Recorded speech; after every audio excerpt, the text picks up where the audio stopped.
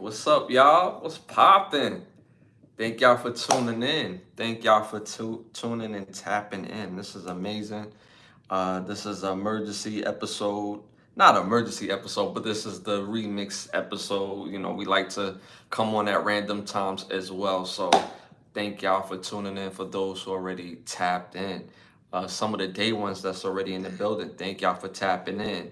Lisa in the building, Ebony in the building, Culture Talk in the building, my dog King Prince in the building with his badge holder. Get your badges, get your badges, get your badges. So you already know. Again, what's good, y'all? What's good, y'all? What's good, y'all? What's great? Thank you for tuning in to another episode of Can the Brothers Get a Rap podcast.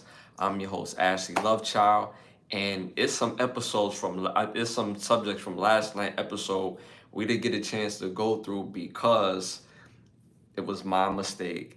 I wasn't carefully monitoring the running time, and we went over and it just went off. So I want to apologize for that to everyone. But there was a couple subjects that we didn't get to that we going to just hit real quick, have some fun. If y'all want, you could throw some subjects in the chat as well. We could rap about it if y'all want to rap about it. But again, thank y'all for tuning and tapping in. I want to thank some of our sponsors real quick. Bravo Section, OUV Records, and Button Snaps. Again, if you're interested in becoming one of the sponsors of the show, you can hit me on Instagram. Again, on Instagram at Ashley Lovechild if you're interested in becoming one of the sponsors of the show. Or if you just want to hit me on Instagram to show some love. I love love. Don't be weird and hold it down. You know what I'm saying? Rowan Jack, one of our other day ones, just popped in the building. One of our badge holders. If you don't have a badge, make sure you get your badge.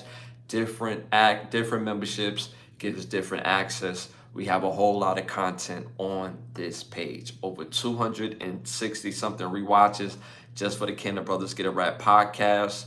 A whole bunch of rewatches for Overstand podcast, and along the lines of other things with the music, video games, all types of stuff. So make sure y'all tap in, get your badges. You get access to a lot. So make sure y'all tap in.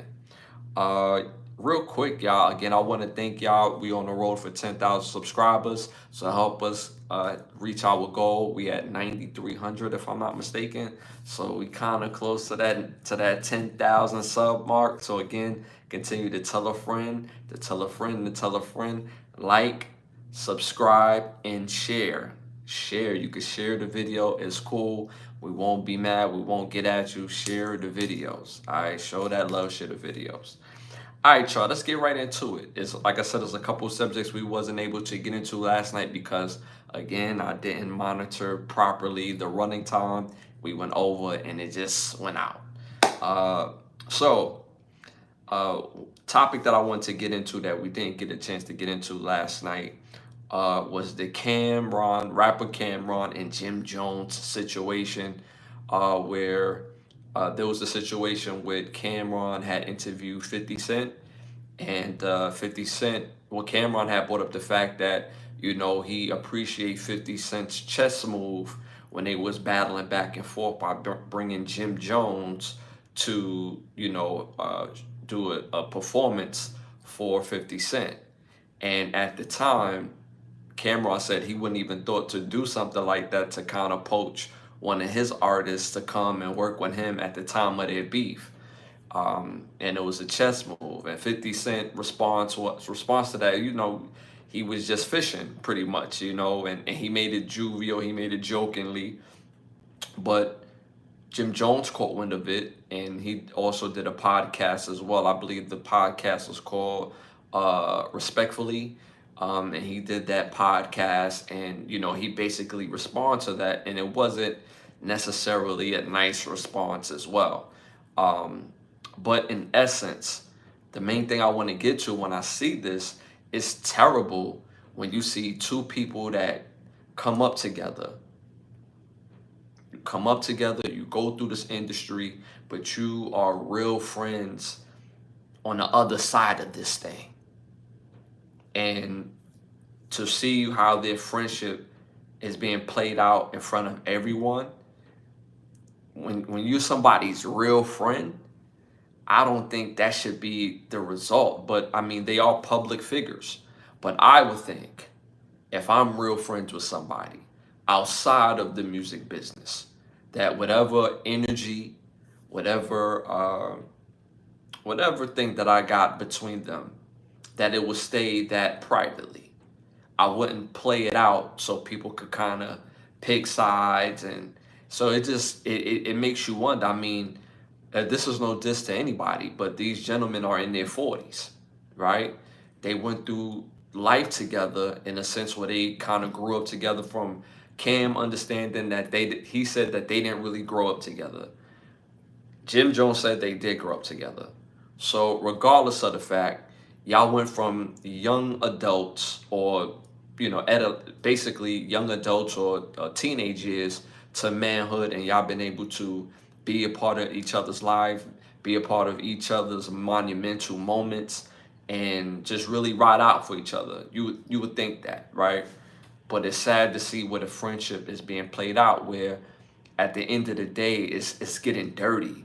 Where Cam is saying his stuff, Jim Jones is saying his stuff, and it just feel like it's getting dirty. So at the end of the day, it just feels like strangers treat you better than people that you know and know forever.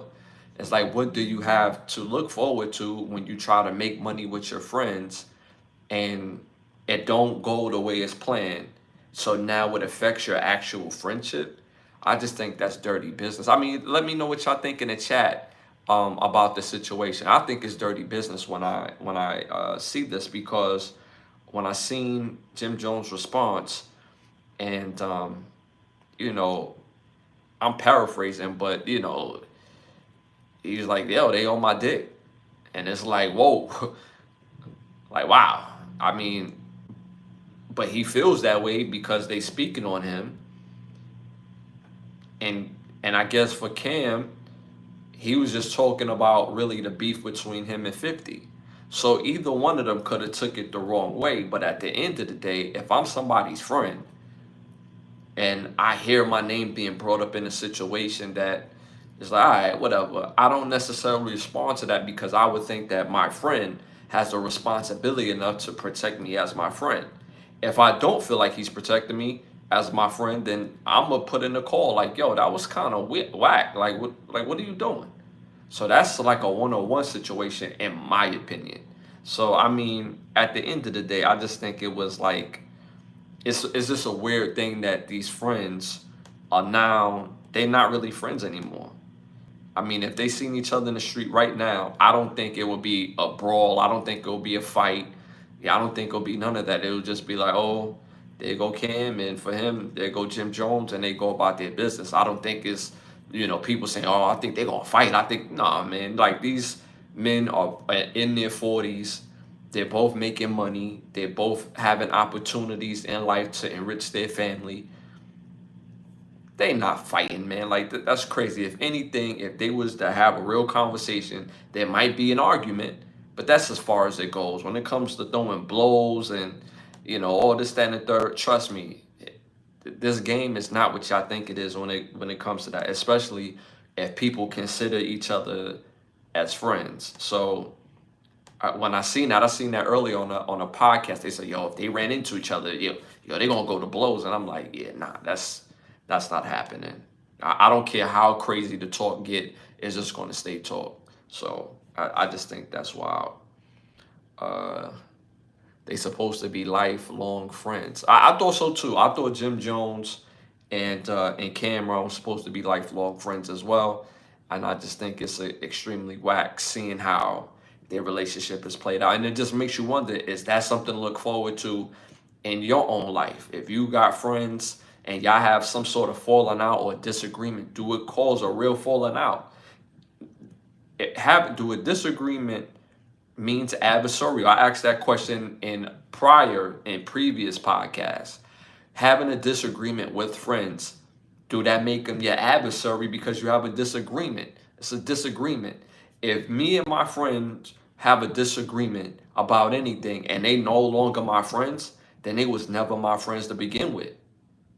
So with that mindset and seeing how relationship between Cam and Jim Jones is playing out, it makes you wonder, were you friends ever from the very beginning? Because when you somebody's friend, you don't do all this. It goes down bad, man. It's just terrible. Make sure y'all hit that like button in the like section. Hit them hearts too. I want to see them hearts. I like seeing them hearts. But yeah, man, I just think it's extremely whack and corny just seeing their relationship play out the way that it's playing out. So all right, moving on to our next hot topic. They have been talking about the new Black Panther 3 movie coming out. I'm looking forward to seeing this movie. Ryan Coogler already spoke on writing Denzel Washington into the movie as well. We don't know what Denzel Washington is going to play, but with him added to the movie, the acting chops of the movie is going to be top tier, especially with the death of some of the characters that you've lost. You lost Angela Bassett. Her acting prowess is going to be severely missed. And to bring somebody like Denzel Washington on the cast for Black Panther 3 will pick up some of that slack. We don't know who is going to be the Black Panther. We don't know who's going to play the sister, because I don't know if you guys know, but the actress that plays Shuri, she is out of the business. She doesn't want to act anymore. She doesn't want to do any more projects in Black Panther. She doesn't want to do anything when it comes to acting. She has really, from what I've seen and from what I've heard out of her own mouth, that she's got into her religion and she's going to embark her journey on her religion and spreading the word of God. She no longer wants to be an actress, and so now there's no lead to this movie.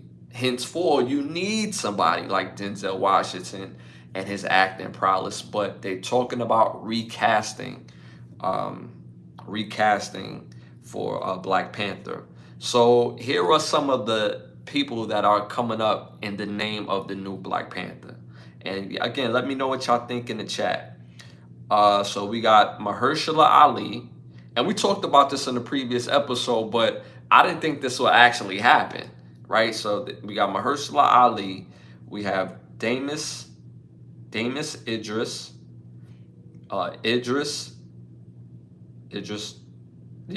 Damus Idris, and Adonis Hodge. Those are the three main people that they have been talking about in playing the new Black Panther. I don't know what. Let me know what y'all think. Who should be the new Black Panther? Terry Crews should play Romana. Come on, Rowan Jack, you stupid. Rowan Jack, you stupid.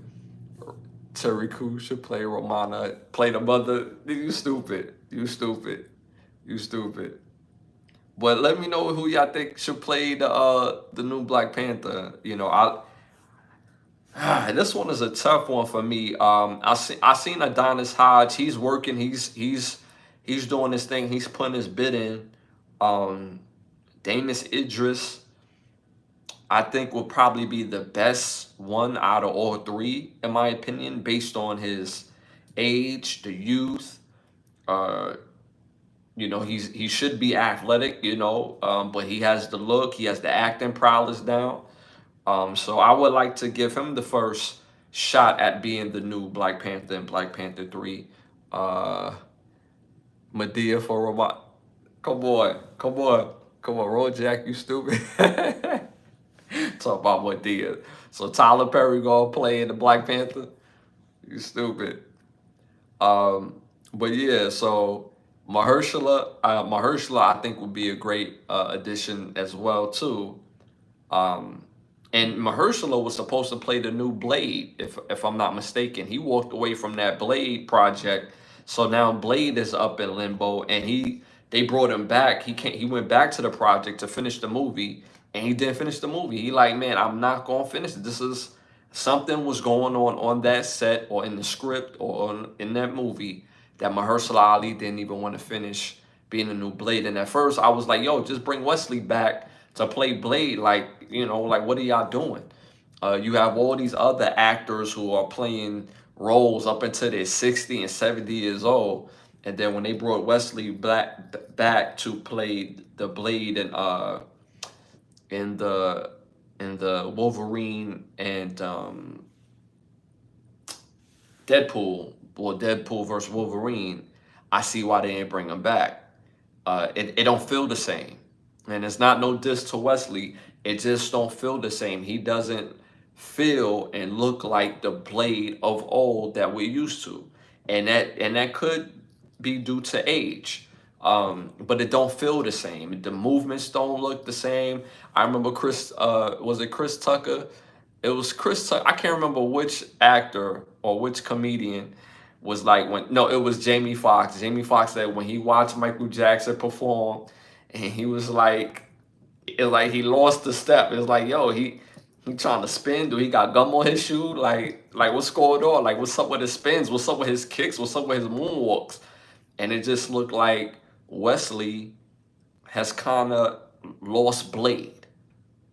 It don't feel the same. So now I see why they wanted to replace him and went in favor with Mahershala Ali. So I thought Mahershala Ali would have been great for the new Black Panther. But overall, I'm gonna say Damson Idris out of everybody as well. Like I said, all these guys are suitable for this role. They're suitable for this role. Wesley Snipes is Blade. Wesley, but see again, Wesley Snipes is Blade, but it just seems like in that movie, it didn't feel the same. It didn't for me. It didn't feel the same. It didn't feel the same for me. So, looking at it is just what. So me personally, I'm going with Damson Idris to play the new Black Panther. It's going to be interesting to see on the rewatch what people type in the rewatch who they think would be their choice, whether it be Mahershala, Damson Idris, or Eldis Hodge. Eldis Hodge is killing it on the new series. Alex Cross, by the way, he's killing it. He's doing a good job on that. He was also in Black Adam, and they I don't know why they stopped doing Black Adam. I thought Black Adam was fire, but he played a role in the Black Adam series as well. Um, yeah, the others are good, but he would be my first choice. Out of everybody, I would like to see Mahershala Ali. Mahershala Ali would be good. He would be good. He can do it all. Yeah, I like Mahershala Ali stood out for me in the TV show is it Luke Cage? Luke Cage playing Cottonmouth. He stood out to me and on that. Biggs in the building. Biggs in the building. On our day ones in the building. Appreciate you for tapping in. We're talking about the recast of the Black Panther. Black Panther 3 is in the works. Denzel Washington will definitely be in the movie, but I'm not sure if he's going to be. I don't. He's not going to be the Black Panther. But they're not having a problem. But the problem is who's going to be the lead. You don't know who the Black Panther is. The sister that plays Shuri is no longer going to be a part of the project because she no longer is acting. She's denounced. Well, she's choosing to move on from acting and getting into religion. Um, so they're gonna have some pretty big shoes to fill. So we've been talking about Mahershala Ali, Damson Idris, and Eldis Hodge. I said Damson Idris. Some of the people in the chat went with Mahershala Ali. So that would be dope. All right, y'all. Moving on to our next hot topic. NFL Ash Picks is in. NFL Ash Picks is in, y'all. First week of the playoffs. All right, so the first game you got Pittsburgh. They beat Baltimore. Baltimore. They beat. I'm sorry. I'm looking at the wrong thing, y'all. Baltimore won. Pitt played Baltimore. Baltimore wins. Baltimore wins that game. Denver played the Bills. The Buffalo Bills. Buffalo wins. Houston played the LA Chargers. Houston Texans wins that game. Green Bay Packers played Philadelphia Eagles. Philadelphia Eagles won that game barely. Um, and the reason why I say barely because Green Bay offense was kind of clunky. Philly is very beatable. Philly is very beatable. And Saquon Barkley, man, he's a special dude, but he does stuff that irks me sometimes. Like they sat him out last week to not getting the record, and he should have went after that record. It was only 100 yards against the Giants, and then last night's game, he had a breakaway. He had a breakaway. He chose not to. He kneeled on the ball. It's like, dude, if you score, it's not like they have a chance to get back in the game. And he had a straight breakaway. But Saquon Barkley is a class act, so gotta respect that. Washington, they beat Tampa Bay. I'm not surprised that they beat Tampa Bay.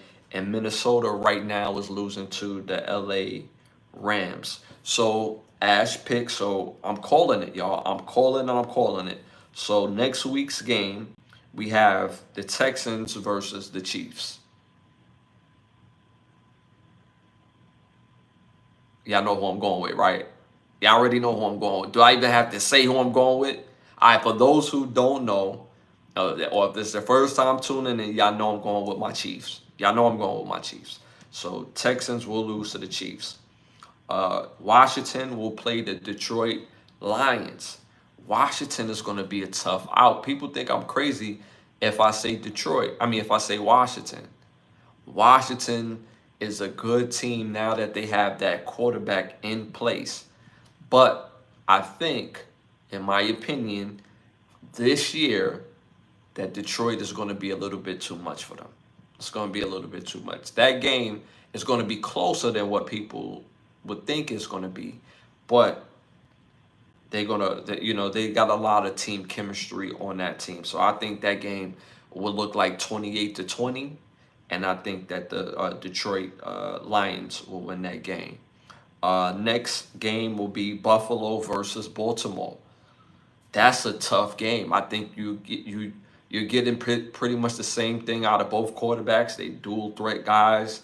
Lamar can run. Can run. Lamar runs his butt off.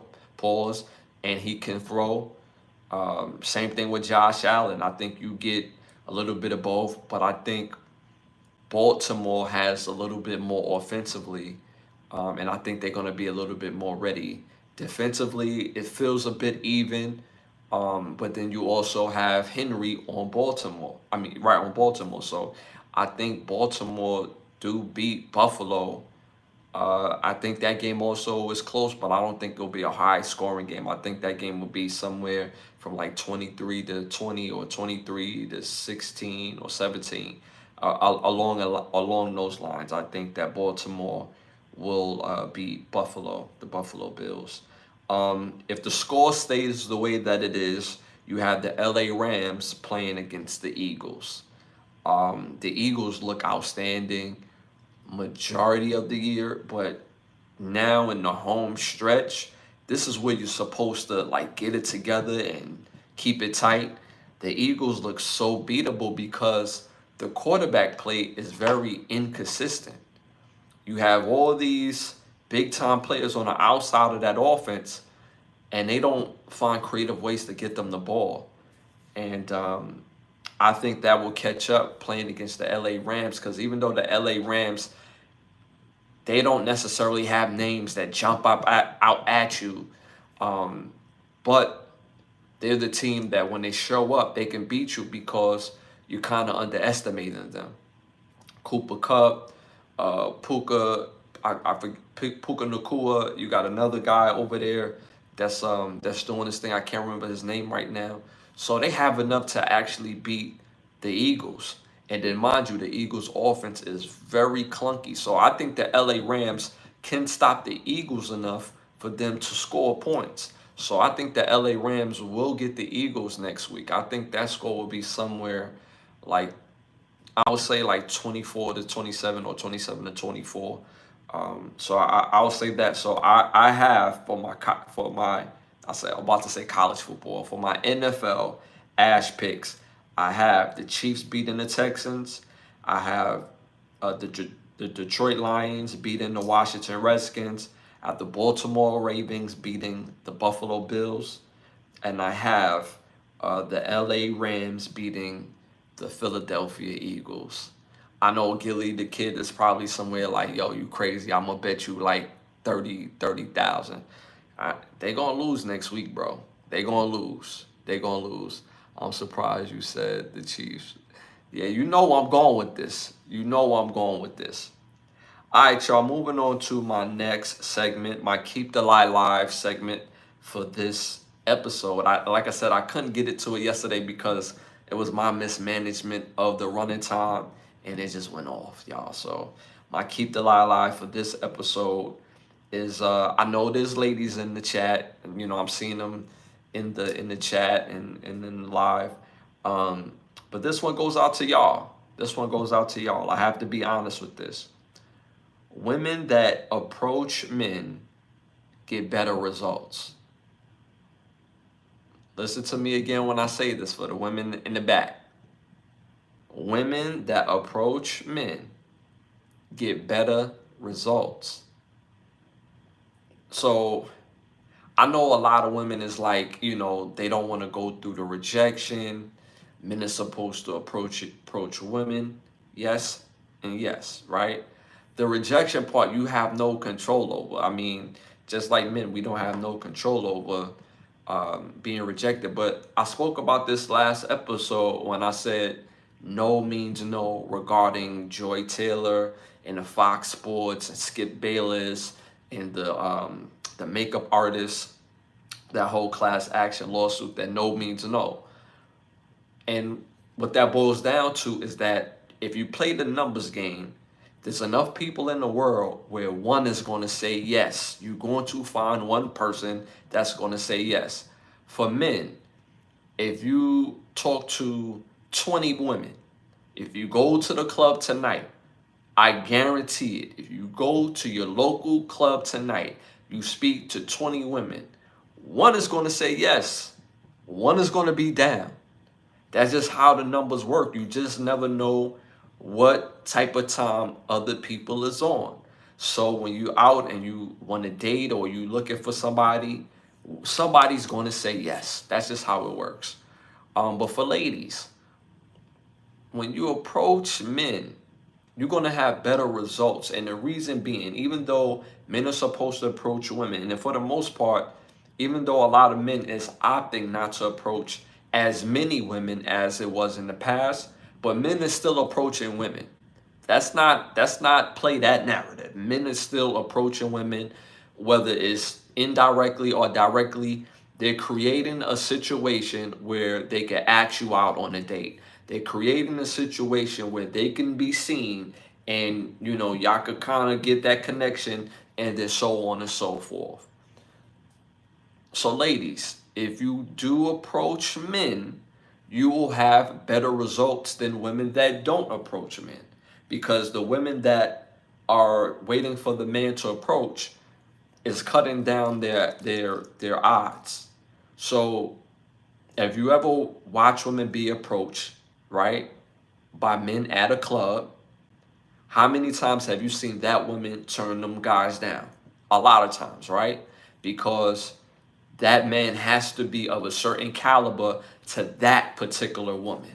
If that particular woman likes light-skinned guys, every dark-skinned guy that comes up to her, she's going to say no. And vice versa. If this woman likes dark-skinned guys, every light-skinned guy that comes up to her, she's going to say no, right? Now, she likes some light, she likes some dark. Cool, we get that. Now she likes some 6'4". Cool, that's her preference. Not judging nobody's preference. But how many guys is walking around at 6'4"? Right? So if you see the guy that you like, who is light skinned, dark skinned, either one, he's 6'4". Instead of waiting for him to approach you, because the chances that he might not approach you because you might not be the person that he has his eye on.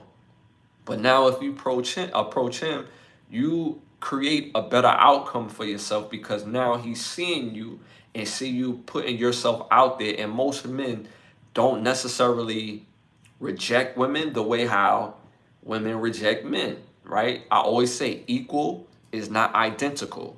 We all deserve equal respect, but it's not identical. It doesn't look the same. Men and women get respected differently. So it goes into the dating pool. So now when you approach this man, and there's a chance that he may reject you, there's a chance that he may say, thank you, love, I appreciate it. I'm good. Thank you though. Appreciate you. Right? He didn't say because I got a girl. Because when people say, well, I can't get your number because I got a girl. So you pretty much saying there's still a possibility, right? Or vice versa, right? Oh, I got a boyfriend. You're not saying no. You got to say no, right? So if he say no, I'm good, appreciate it, cool, right? You still created a better outcome for yourself because you're taking the chance to meet the one that you want instead of possibly waiting. Out of the 100 men that walk through that door, maybe 2 may fit the physical criteria that you was looking for. So women that approach men have way better results. If a man creates an opportunity to meet you and you feel like this man is handsome, you feel like he's what you've been looking for, then you need to oblige that situation. If you don't, you lost out on an opportunity to really date and to meet somebody that you could have possibly build a life with. Most people that I hear that are older, right? And they've been together for 15, 20, 25 years. They've been together for a while. Almost every single one of them said, I didn't think I was going to be with her. I didn't think I was going to be with him. It was just one night I was out and about and this, that, and the third happened. And this guy seems nice and it took off from there. So you just never know who's your Mr. Right. You just never know. Or who's your Miss Right. You just never know. So ladies, approach men. Don't be afraid to approach men. You're going to create a better outcome for yourself. I'm sorry, buddy. I will hit up the rewatch.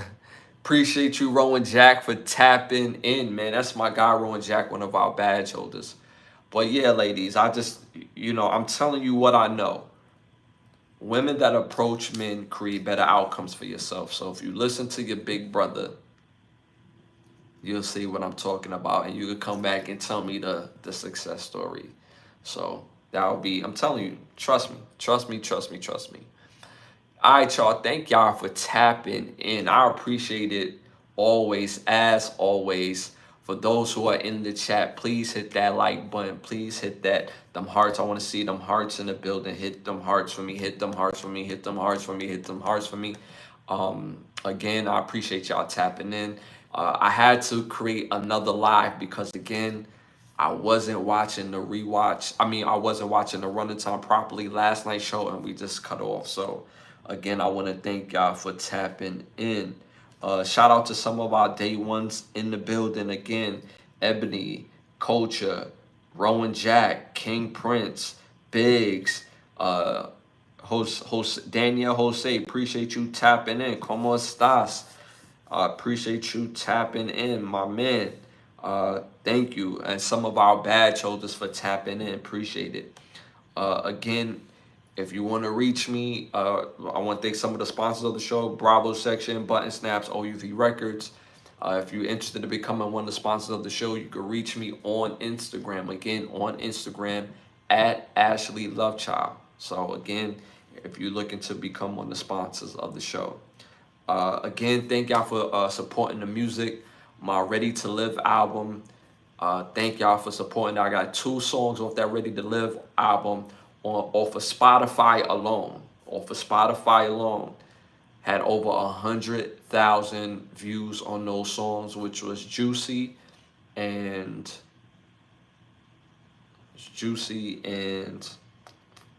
Trophy Room.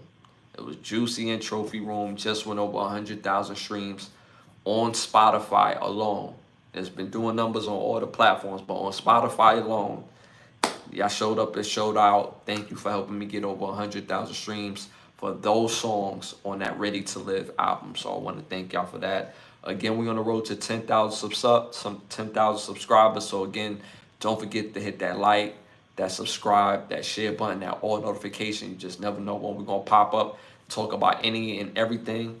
And man, I just want to thank y'all, man. I appreciate y'all 10 toes down for this is episode 124.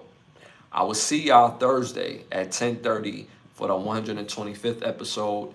And between now and Thursday, I may pop up a couple more times for a random live. So make sure y'all hit that all notification bell, because I'm just going to pop up. And you know how we do it. We're going to talk about any and anything. So again, y'all already know what time it is. It's love. And we out of here.